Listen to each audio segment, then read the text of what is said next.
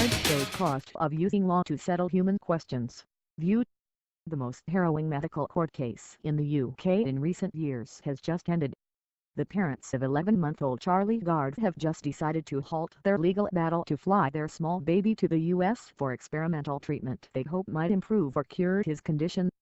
Consequently, doctors currently treating him at a famous London children's hospital will shortly withdraw the treatment that currently keeps him alive.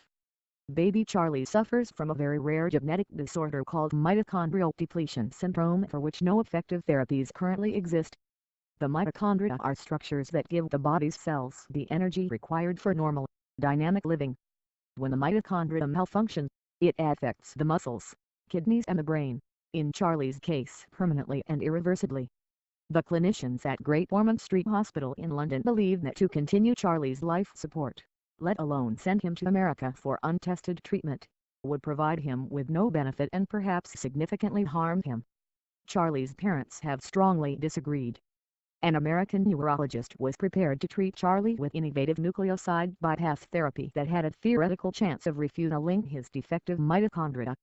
Charlie's parents strongly felt they had the right to decide what was best for their sick child and to seek elsewhere a treatment that might just save his life.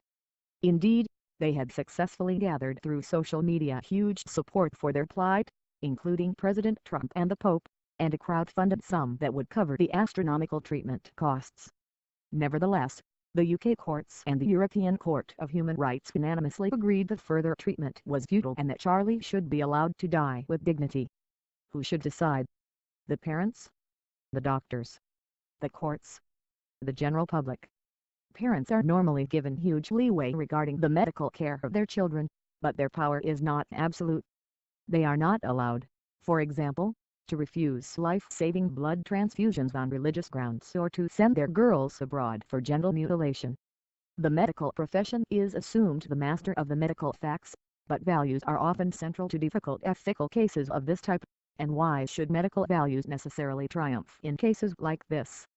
The courts only get involved when very rarely patients, your parents, and doctors cannot agree, but litigation is adversarial as well as emotionally and financially costly. The public tend to curse the medical and legal professions in ethically contested situations such as this one, but public opinion can be unwise when feeling triumphs over fact and good judgment. Perhaps a more excellent way of dealing with such heart-rending disagreements is to offer some form of mediation. An increasing number of hospital trusts in the UK are creating clinical ethics committees. These bodies are made up of expert and lay members representing a wide range of expertise including ethics, law, medicine, and ordinary life. Their job is normally to help clinicians to think through the ethical dimensions of the clinical decisions involved.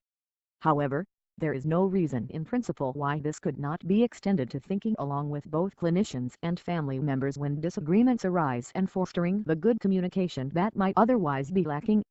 As I write, the family are seeking the court's permission to bring Charlie home for his final moments.